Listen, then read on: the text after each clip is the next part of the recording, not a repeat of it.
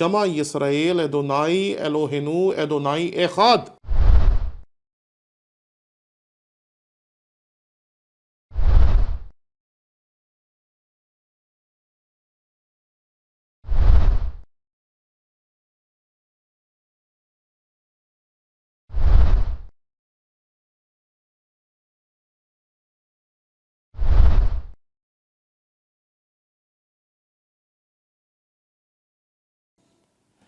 مسیح یسوع کے عظیم و جلیل نام میں آپ کی سلامتی ہو۔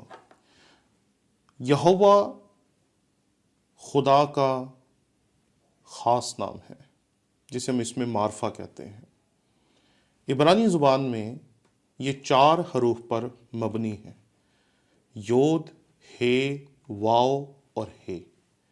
عبرانی زبان کی حروف تہجی میں واول نہیں ہوتے تھے۔ ذرا غور سے سنیے گا، میں اعراب کی بات نہیں کر رہا، میں واولز کی بات کر رہا ہوں۔ واولز جو ہوتے ہیں انگریزی میں آپ جانتے ہیں AEIOU کو واولز کہتے ہیں۔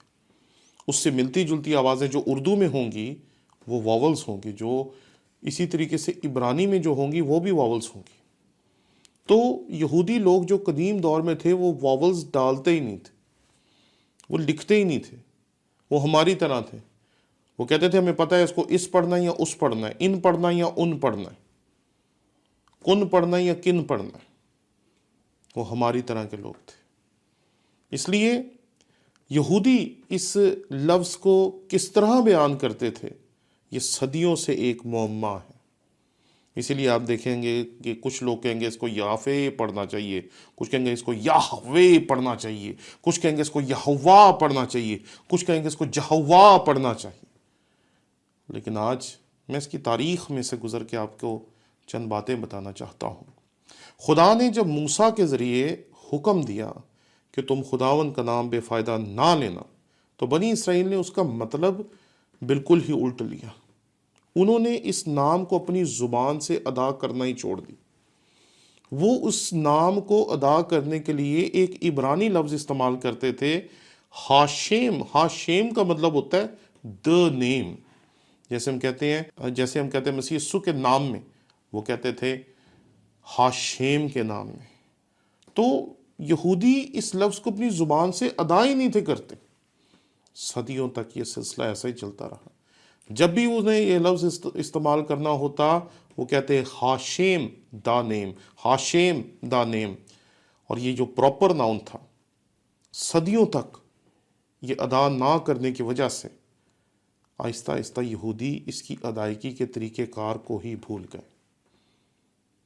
5ویں صدی میں جب یہودیوں نے دوبارہ عبرانی زبان کو روائیو کرنا شروع کیا، دراصل 586 قبل از مسیح میں بنی اسرائیل جو تھے ان کو بابل میں لے جایا گیا، جہاں ان کی ثقافت میں، ان کی رہن سہن میں ایک نئی زبان کا داخلہ ہوا، اور وہ تھی آرامی زبان۔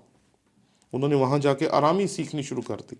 جب دانیل کو لے کے جایا گیا بابل میں، اس کے نام کو انہوں نے بدلا، کیونکہ اس کا نام جو تھا وہ دانیل تھا، وہ ایل دیوتا سے جڑا ہوا تھا۔ انہوں نے اس کا نام بیلیت شزر رکھ دیا، جس کا مطلب تھا بیل دیوتا کے خزانوں کا محافظ۔ انہوں نے کہا کہ ان کے نام آرامی ہونے چاہیے۔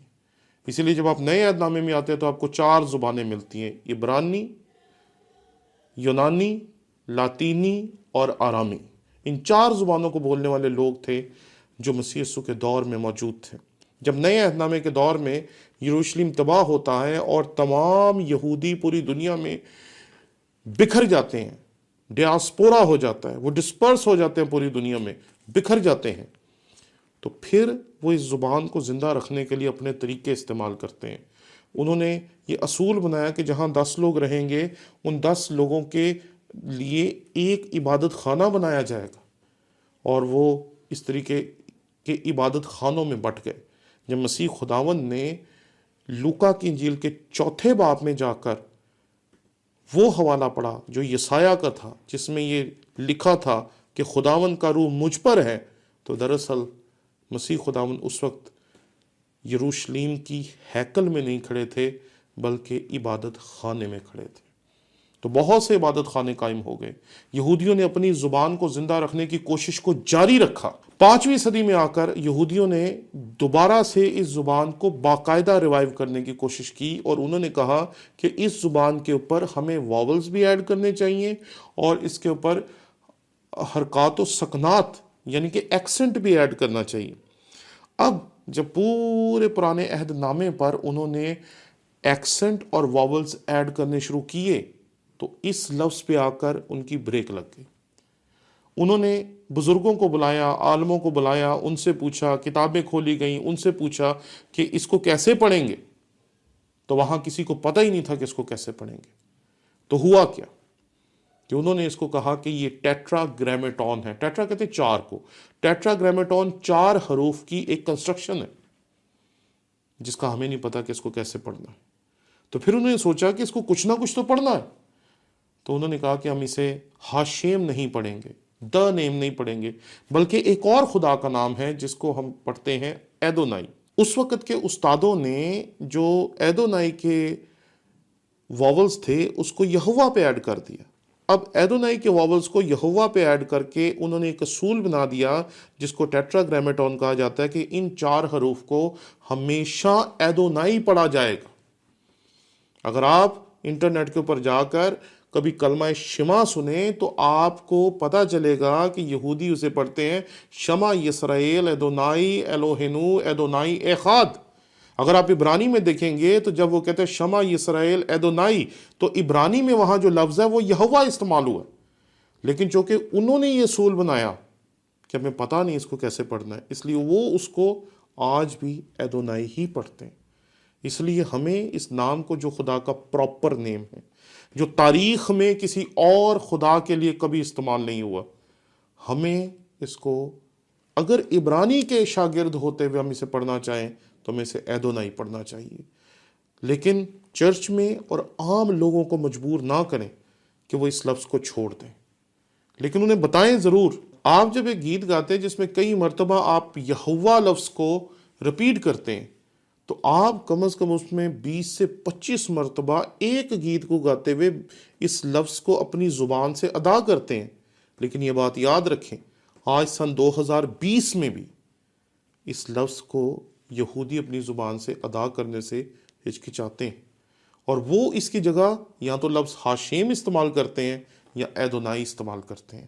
لیکن اگر عام لوگ اس کو یہوہ پڑھتے ہیں تو ہمیں اسے روکنا نہیں چاہیے، ہمیں انہیں ٹوکنا نہیں چاہیے، ہمیں انہیں یہ نہیں کہنا چاہیے آپ غلط کہہ رہے ہیں، بلکہ ہمیں اسے سمجھانا چاہیے کہ وہ اپنی سادگی میں جیسے بھی اسے پڑھ رہے ہیں ٹھیک ہے. اس لیے خداوند کے کلام کو جاننے والے ہونے کی وجہ سے آپ اگر اس لفظ کو ایدونائی پڑھیں تو میرے خیال میں بہتر ہوگا، کیونکہ عبرانی زبان کے تمام طالب علم اس لفظ کو ایدونائی ہی پڑھتے ہیں اور یہودی بھی اس کو ایدونائی ہی پڑھتے ہیں.